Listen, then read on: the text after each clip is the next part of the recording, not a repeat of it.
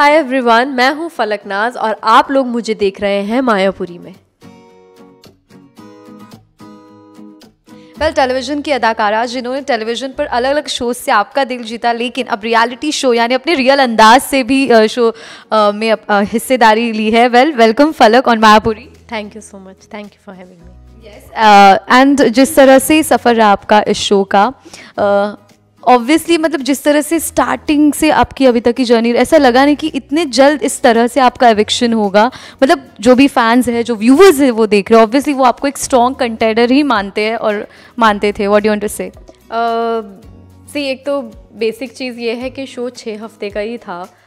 अगर एक्सटेंशंस के 2 वीक हम हटा दें तो मैं 5वें हफ्ते में बाहर आई हूँ। एंड आई थिंक ये इस तरह का OTT का कॉन्सेप्ट ही वो था कि बहुत पेस में चल रही थी चीज़ें, अच्छा जा रहा था।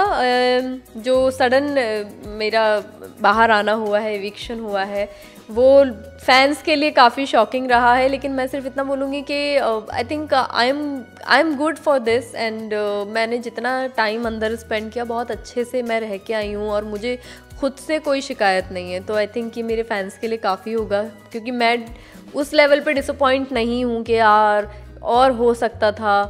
डेफिनेटली होता तो मैं डबल खुश होती। मेरा मन था जाने का ट्रॉफी तक, लेकिन कोई बात नहीं, जितना नसीब में है मिला। But you did very well job जब तक आप थी। जिस तरह से आपने कहा फैंस का सपोर्ट, उनका प्यार, ऑब्वियसली जब आप अंदर थी तो वो आप नहीं देख पाई होंगी। जो भी हैशटैग्स ट्रेंड्स हुए हैं, चीज़ें हुई है आपके घर में रहते हुए, तो अब बाहर आने के बाद बहुत सारी चीज़ें पता चली होंगी, तो वो उसको किस तरह से लिया है, देखा है आपने? मैं हैरान थी कि इतना कुछ, क्योंकि अंदर माहौल एकदम डिफरेंट होता था। और अपने लिए ना कॉन्स्टेंटली एक कंटेस्टेंट अगर क्रिटिसिज्म सुन रहा है तो कहीं ना कहीं मोरल भी डाउन होता था। बट जब बाहर आई और इतना प्यार देखा था, like okay, this is something really nice. And उस पॉइंट पे मुझे लगा कि जो मैंने किया वो बिल्कुल ठीक किया। जैसे मैं रियल रही, मैं बिल्कुल सही रही। तो वहाँ पे वो एक कॉन्फिडेंस लेवल एक अलग लेवल पे गया मेरा। बिल्कुल। एंड एविक्शन की अगर बात करें, जिस तरह से आपका एविक्शन हुआ है, जो भी जजमेंट्स लोगों ने रखे, बाकी लोगों ने जो आपको कहीं ना कहीं इतने मैटर नहीं करते, वो ठीक है, लेकिन पूजा भट्ट हो या फिर जे यानी जिया हो, उनके ओपिनियंस, उनका आपको लेकर जो चीज़ें कही, उस पर किस तरह से वो चीज़ कैसे लिया आपने? करेक्ट, वो पीबी का डेफिनेटली मुझे लगा, क्योंकि मुझे लगा था कि वो जैट का नाम लेंगी हर बार। जो शख्स एकदम करेक्ट ऑन पॉइंट बात रखते हैं, तो उन्होंने जब मेरा नाम लिया तो वो थोड़ा सा मैं उस वक्त सिंक इन नहीं कर पाई उस चीज़ से। और जिया का मुझे रीज़न पता है कि वो किस जोन में बोल रही थी, लेकिन ऐसा नहीं था कि मैंने अगर बोला नहीं कि मुझे ट्रॉफ़ी जीतनी है तो इसका मतलब ये नहीं था कि मुझे जीतनी नहीं है। एंड आई थिंक उसके बाद सलमान सर ने जो मेरे बिहाफ में चीज़ बोली, वो मेरे लिए काफ़ी था, क्योंकि मैं भी वही बोलना चाह रही थी कि जो खेलना चाह रही है उसका सब नाम ले रहे हैं। तो ये मेरे लिए बोल दिया था ऑलरेडी सलमान सर ने, and I was fine with that. Pooja Bhatt की स्पेशली मैं बात करना चाहूँगी, क्योंकि मैंने जिस तरह सभी ने देखा है एपिसोड्स, शुरुआत से लेकर किस तरह से हर वक्त साथ में रहना, जिस तरह से टास्क हो, कुछ भी अगर घर में कुछ हो गया हो तो अपने ओपिनियन साथ में चीज़ों को डिस्कस करना काफ़ी मैटर करते था उनका साथ, उनके ओपिनियंस, आपके ओपिनियंस उनके लिए। डेफिनेटली ऐसा ही था और एंड तक मैंने वैसी ही चीज़ें रखी। स्टार्टिंग में भी हम लोग यही बोलते थे कि हम लोग को ना इस तरह से डिस्कशन करने की भी ज़रूरत नहीं है, क्योंकि हमारे पॉइंट ऑफ व्यूज़ मिलते थे। और जब बैठ के बीच में पूछा जाता था तो हम दोनों ऑलमोस्ट सेम ही बात बोलते नज़र आते थे विदाउट एनी डिस्कशन। तो वो चीज़ थी और वैसी ही रही है। एंड तक मैंने अपनी तरफ से पूरी कोशिश की कि मैं उस चीज़ को मेंटेन रखूं। तो हाँ, अभी एक इंसान के साथ अगर बॉन्ड हो गया तो उसका कुछ किया नहीं जा सकता है। ट्रू। अब किस तरह से लग रहा है अभी कौन एकदम अमेजिंग तरीके से खेल रहा है?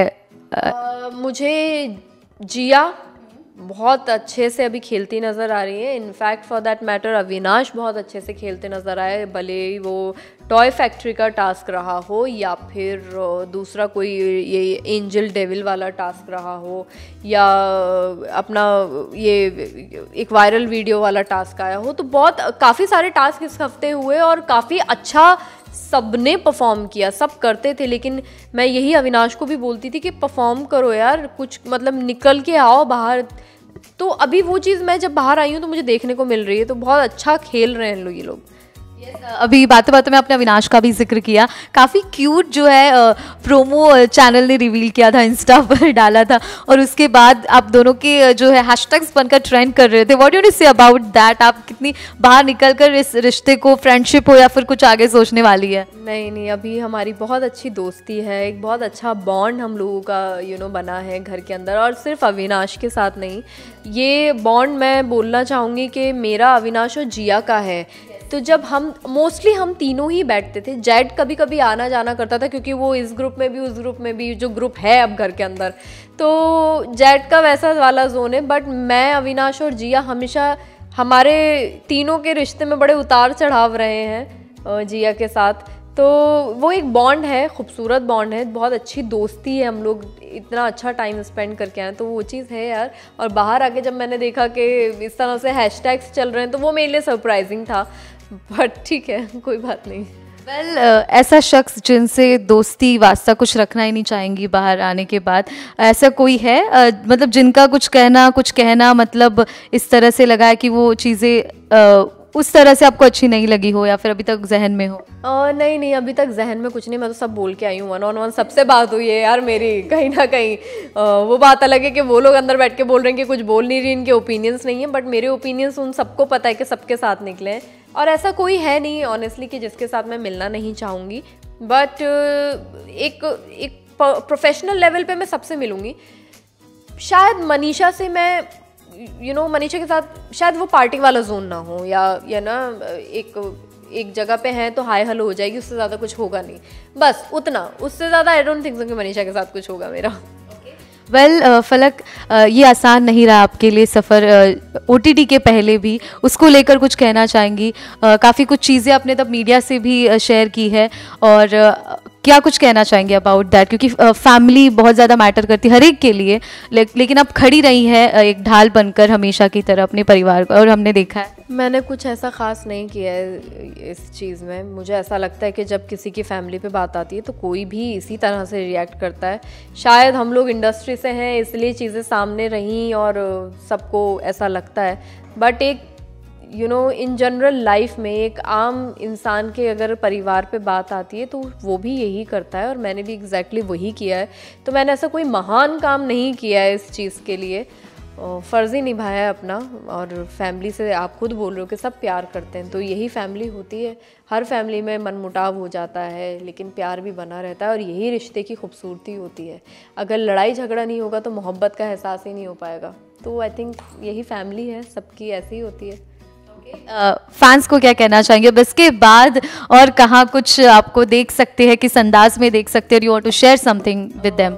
डेफिनेटली बातें चल रही हैं, कुछ बहुत अच्छे प्रोजेक्ट्स हैं जहाँ पे